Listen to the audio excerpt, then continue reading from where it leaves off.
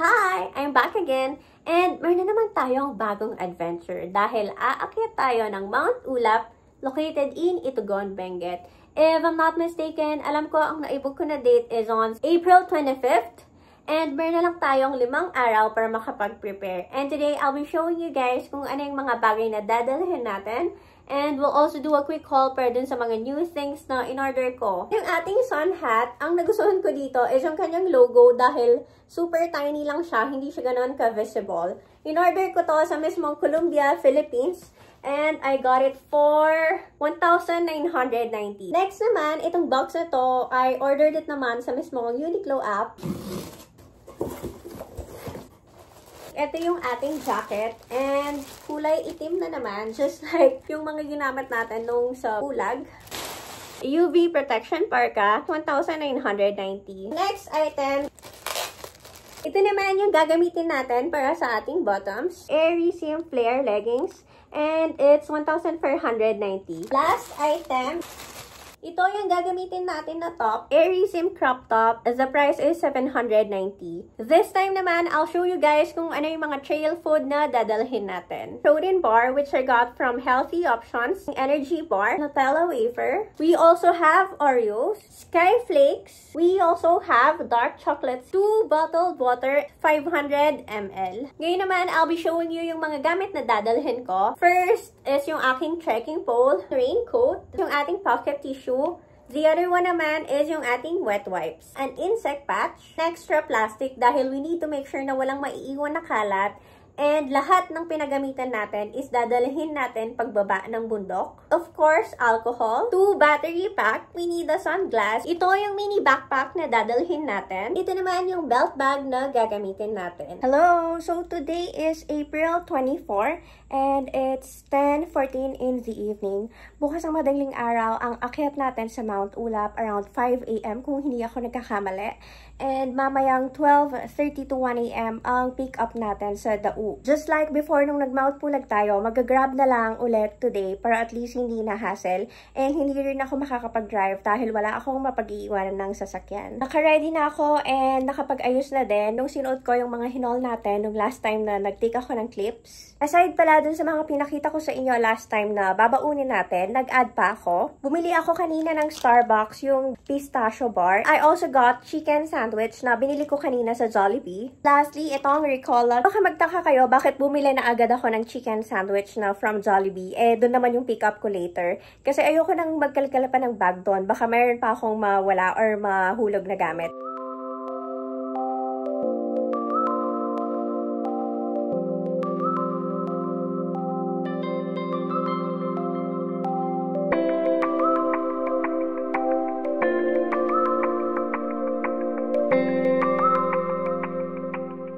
Nandito na ako sa Jollibee and ang time ngayon is 11:34.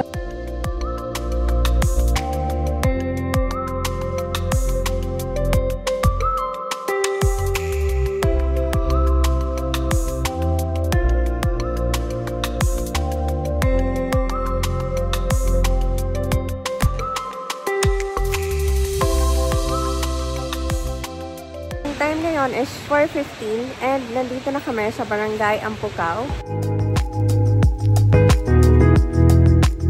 Close pa yung registration kasi super early kami nakarating dito. Meron palang mini tindahan dito and mga cup noodles. Ayan yung mga tinda nila na trekking pole. Meron silang made of food and yung isa yung parang sa akin. Good thing na nakarating kami ng maaga. At least hindi kami crowded.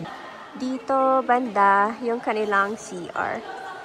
Tapos, ito yung van namin. Assemble na natin yung ating trekking pole. Ay! Oh my God, umuulan dito kanina. Pagdating namin. Ayan na yung mga ibang aakyat ng bundok. Parating na sila. Time ngayon is 4:41 and waiting pa rin kami kasi 5 AM daw mag-open yung registration. And sinuot ko na yung aking sun hat para at least hindi na siya nakahang pa sa aking bag. Ito yung van namin, kaso aalis siya. Nahati kasi yung grupo namin dahil medyo marami kami, van 1 and van 2. Ako nasa van 2. Tapos yung mga van 1, until now, wala pa din dito sa Barangay Ampucaw dahil nasiraan daw sila ng sasakyan. Kaya ngayon, etong van namin, aalis siya para i-rescue. And kawawa naman sila. Sana safe sila sa daan. And makarating na din sana sila dito. Tinatanggal lang nila yung ibang gamit para makaalis na si Kuya.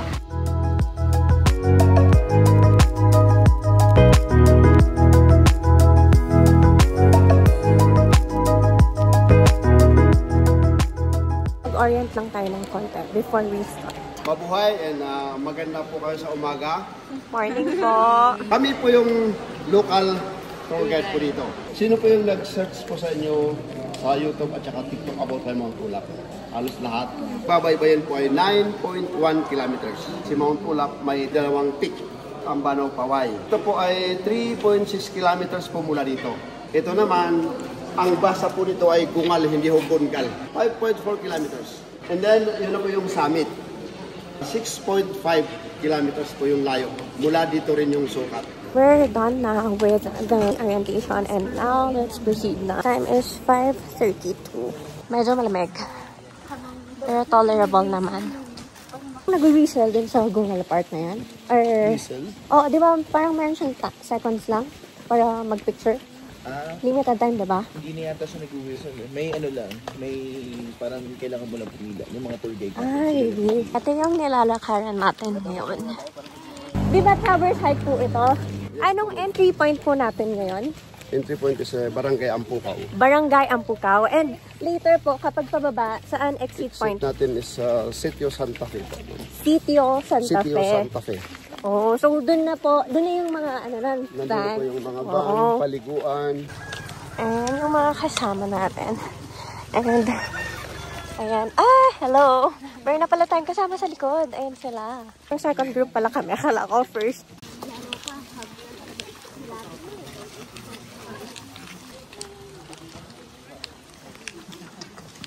Pagbabay po sa DENR. Hila muna tayo dito for DENR and for our stamp. Time now is 5:50 ng umaga. Kaming batang kasama. Ayan siya. And 9-year-old lang. Grabe, no? Galing. Medyo umaambon ngayon. And I'm hoping na sana gumanda yung weather later para at least mas ma-enjoy natin yung lakad sa trail. 1 kilometer na tayo. Ayan yung signage. Dito na uumpisahan ang pag-akyat. Dahil ayan na yung pataas. Okay, good luck to us. Medyo basa dito ngayon. Kasi umulan kanina.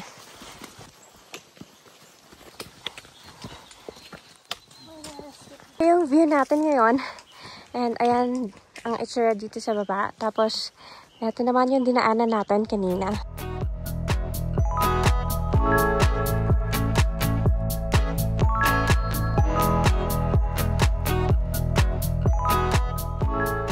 Tinanggal ko na yung jacket ko kasi naiinitan na ako.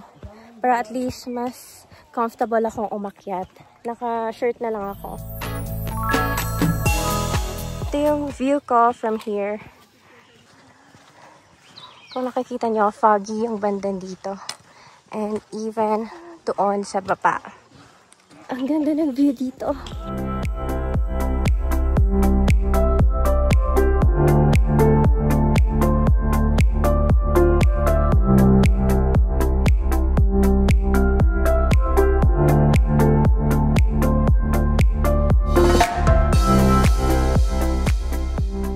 Lakad na tayo ulit after ng short video taking doon. Ito yung dinadaanan natin ngayon. Medyo masikip siya. 1 lane lang.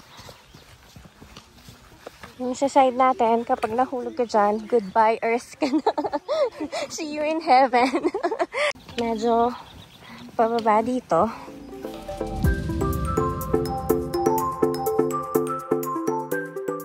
Dahan-dahan lang tayo kasi pangin yung nasa side natin. Pwede sa kanan, pwede po sa kaliwa. Yung trail. Oh. So, pwede daw dito and pwede daw dito.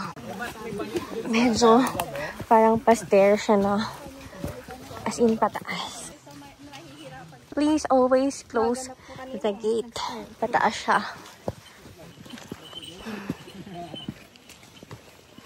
Traffic ngayon.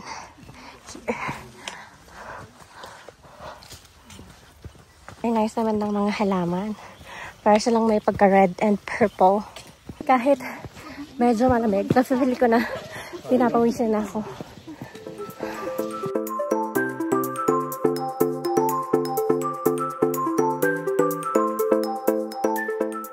Ang time ngayon is 6:22. Ayan yung aakyatin natin.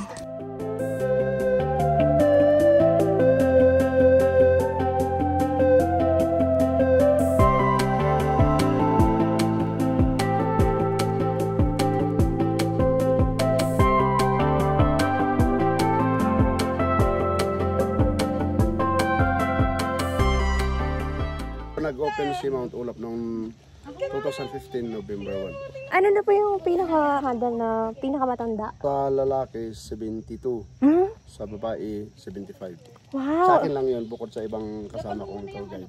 Ang galing. Dito na tayo sa signage ng 2 kilometers. 6:47. Hindi nakakapagod yung daan dito ngayon kasi medyo may pagka-flat. One lane na naman. And we need to be careful dahil pag nagkamali ka dito, ayan yung kakapagsakan mo.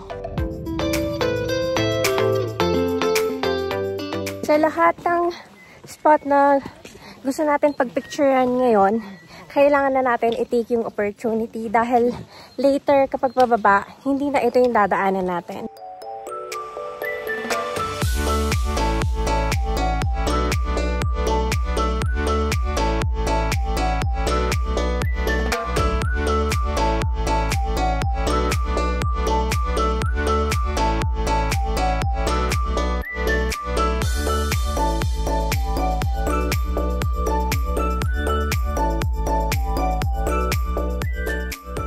Back to walking na tayo.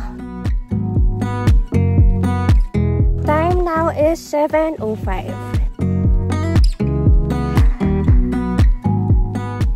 Ano po itong mga may yero-yero na to? Tirahan daw ng mga kambing noon. Ah, okay. Pero ngayon po, wala nang laman sa loob. Nakakahingal yung part na to kasi paakyat siya. Yung view ko from here, super nice. Kahit na nakakahingal. Yung dinadaanan namin, bato-bato siya.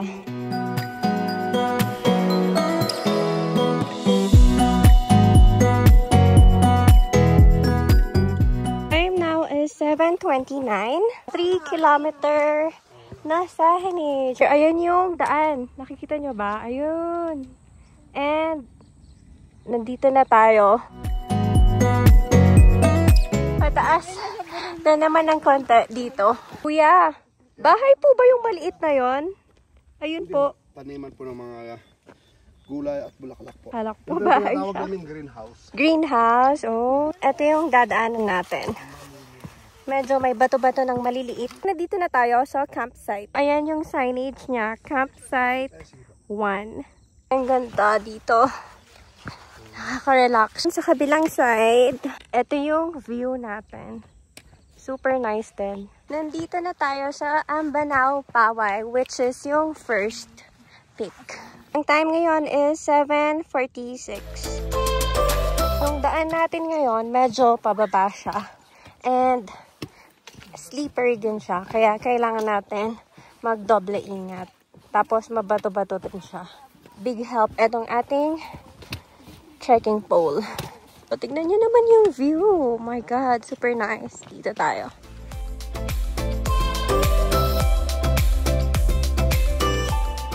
Medyo masikip yung daan kung nakikita nyo. So, one lane lang talaga siya. Hindi ko sure kung ilang oras na tayo naglalakad kasi hindi ko pa ma-check yung phone ko dahil hindi ko pwedeng bitawan itong aking trekking pole. Nandito na tayo sa 4 kilometers signage. Time now is 8:11.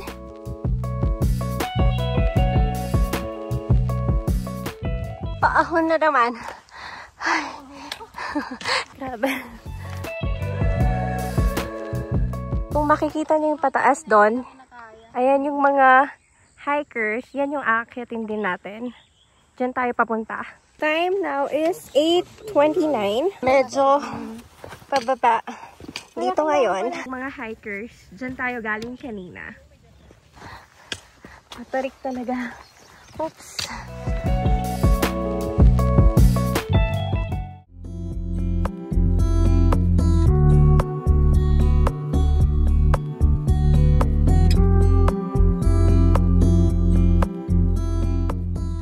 Time now is 8:48. Nakita ko na yung 5 kilometer signage.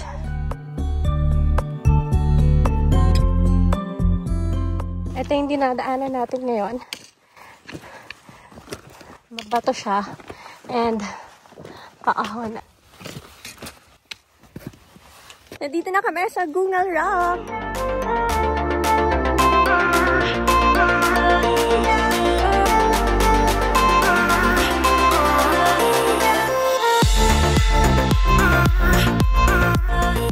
9:31 and tapos na akong magpa-picture. Now, proceed na tayo dun sa parang may signage. Konting hakbang na lang. Malapit na tayo.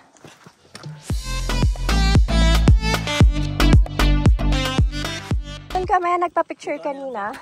Ang buwis buhay. Time is 9:46 and papunta na kami sa summit. Dinadaanan natin ngayon dito. Flat siya and walang masyadong bato.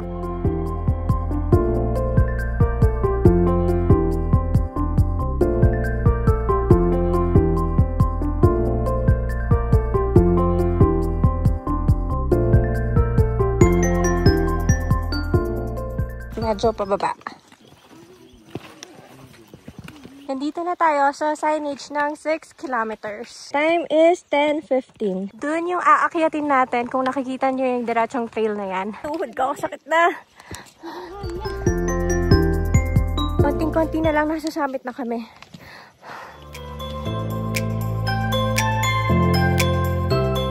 We're finally here. Time is 10:30.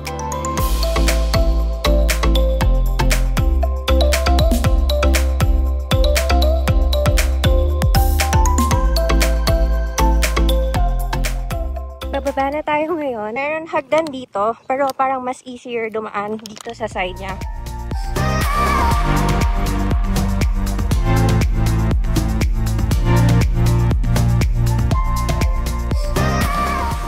Doon tayo nang galing kanina sa may summit. And ito yung stairs na binabaan natin. Ang current time ngayon is 10:40. Dalawa daw yung tindahan dito. Mas mahal yung isa. Kanina nadaanan natin yung campsite 1 and this one naman is yung campsite 2.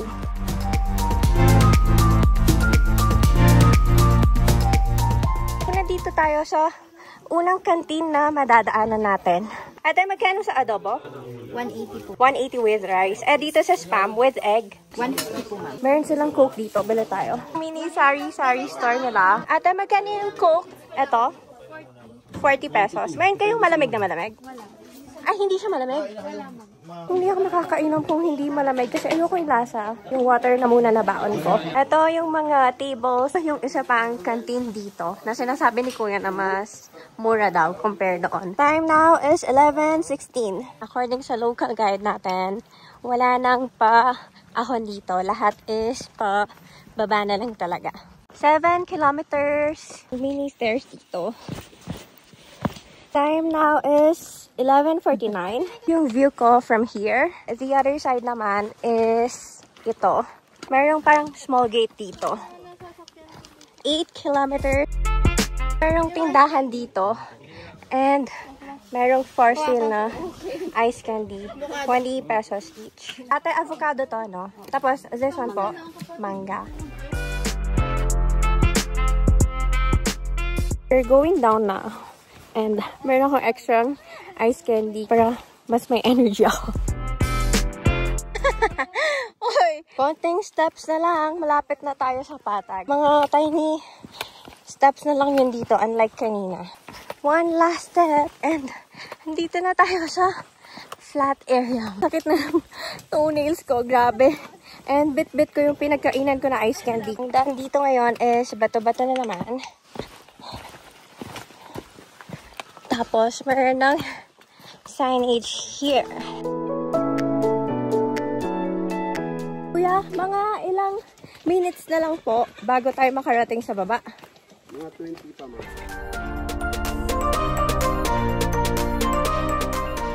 Bale, ilang pong hanging bridge madadaanan natin dito, kuya? Tatlo po. May dalawa pa. Oh, okay. Sementado ulit siya. Saan po nag-aaral yung mga bata dito? Yung iba yun sa barangay po. Nilalakaran pa po nila, no? Sasakay po sila. May service po sila. Ah, talaga? Opo. Tapos yung iba nagbo-boarding doon din. Malapit din doon. Hanggang kolehiyo po meron dito or? Hanggang senior high lang po. Ah, okay. Yung kolehiyo na sa city na po. Oh, yung mga bahay-bahay dito. And pati po sa baba meron pa, no, kuya? Meron pa. Mga ilang minutes pa po? 10 pa. 10 minutes, wow. Malapit na. Daanan na natin yung pang second hanging bridge.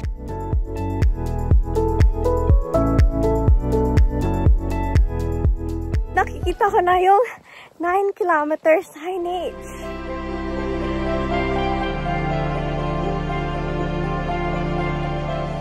Ayun na yung ating last hanging bridge.